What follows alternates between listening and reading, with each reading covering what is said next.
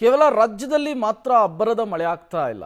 ನೆರೆ ರಾಜ್ಯ ಮಹಾರಾಷ್ಟ್ರದಲ್ಲೂ ಕೂಡ ವರುಣ ಅಬ್ಬರಿಸ್ತಾ ಇರುವಂತಹ ಪರಿಣಾಮ ಅದರ ಇಂಪ್ಯಾಕ್ಟ್ ರಾಜ್ಯದಲ್ಲಿ ಆಗ್ತಾ ಇದೆ. ಮಹಾರಾಷ್ಟ್ರದ ಪಶ್ಚಿಮ ಘಟ್ಟಗಳ ಪ್ರದೇಶದಲ್ಲಿ ಭಾರೀ ಮಳೆ. ಬಸವಸಾಗರ ಡ್ಯಾಂನಿಂದ ಕೃಷ್ಣಾ ನದಿಗೆ ನೀರನ್ನ ಹರಿಬಿಡಲಾಗ್ತಾ ಇದೆ. 14 ಗೇಟನ್ನು ಓಪನ್ ಮಾಡಿ ನೀರನ್ನು ಬಿಡುಗಡೆ ಮಾಡಿರುವಂಥದ್ದು ಯಾದಗಿರಿ ಜಿಲ್ಲೆಯ ಹುಣಸಗಿ ತಾಲೂಕಿನ ನಾರಾಯಣಪುರದ ಬಸವಸಾಗರ ಡ್ಯಾಮ್ ಇದು.